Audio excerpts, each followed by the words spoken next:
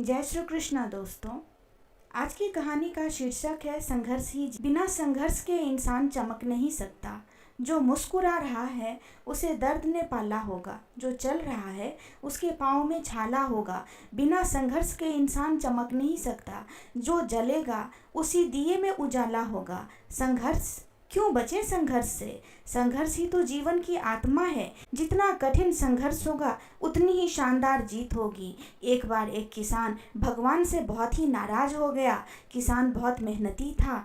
वह बहुत मेहनत से खेतों में अनाज उगाता, उसकी देखभाल करता, पर अक्सर उसकी फसल खराब हो जाती। कभी सूखा पड़ जाता, कभी बाढ़ आ जाती, कभी तेज धूप, कभी आंधी, कोई न कोई कारण बन ही जाता और उसकी फसल खराब हो जाती। एक दिन वह किसान गुस्से में आसमान की ओर देखकर भगवान से कहा, हे ईश्वर, आपको लोग सर्वज्ञाता मानते हैं कि आप सब कुछ जानते हैं, कहते हैं कि आपके इच्छा बिना एक भी पत्ता नहीं हिलता, पर मुझे तो लगता है कि आप छोटी से छोटी बात भी नहीं जानते। आपको तो ये भी नहीं पता कि खेती बाड़ी कैसे करते हैं। अगर आप जानते होते तो हर समय जो बाढ़, आंधी और तूफान आते हैं वो कभी नहीं आते। आप नहीं जानते कि कितना नुकसान उठाना पड़ता है हम किसानों को। यदि आप मेरे हाथ में यह शक्ति दे दें कि जैसा मैं चाहूँ वैसा मौसम कर दूं, फिर आप देखना मैं अन्न के भंडार लगा दूंगा। भगवान इस किसान के तीखे वाक्य सुनकर मुस्कुरा रहे थे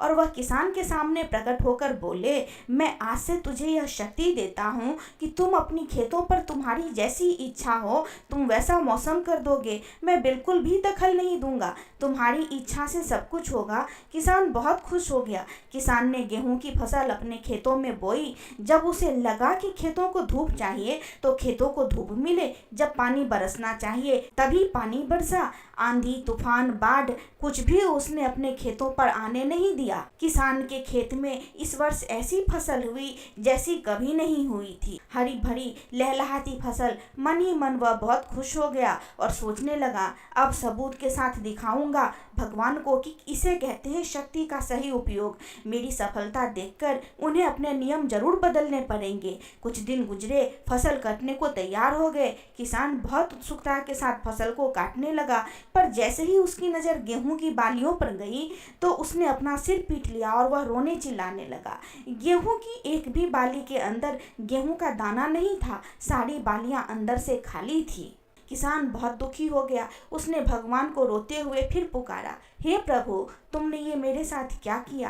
क्या तुमने मुझे कोई सजा दी? भगवान बोले, पुत्र, ये तो होना ही था। तुमने पौधों को संघर्ष करने का मौका ही कहाँ दिया?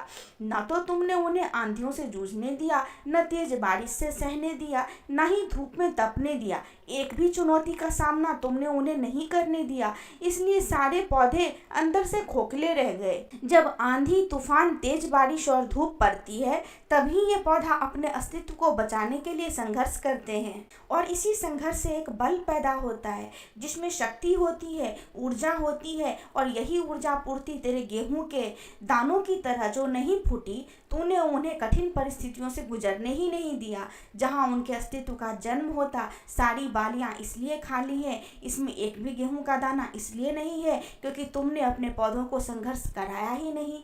याद रखिए, स्वर्ण में स्वर्णीय आभा तभी आती है जब वह आग में तपने, गलने और हथौड़े से पीटने जैसे संघर्षों से गुजरता है।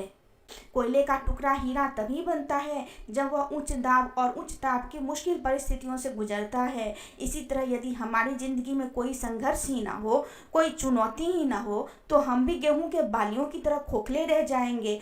कोई अस्तित्व नहीं होगा हमारा। विपरीत परिस्थितियाँ, चुनौतियाँ, समस्याएं हमें और अधिक निखारती हैं। यदि जीवन में कठिन परिस्थितियाँ और चुनौतियाँ आए तो घबराना मत, बल्कि सामना करना, विश्वास करना। आप और अधिक निखर जाओगे और अधिक मजबूत बन जाओगे। किसी ने कितना सही कहा है, जिंदगी जीना आसान नहीं होता, बिना संघर्ष कोई महान नहीं होता। जब तक ना पड़े हथौड़े की चोट तब तक पत्थर भी भगवान नहीं होता। दोस्तों, आपको ये कहानी कैसी लगी मुझे कमेंट में ज़रूर बताएं और कमेंट में जय श्री कृष्णा लिखना न भूलें। Thank you.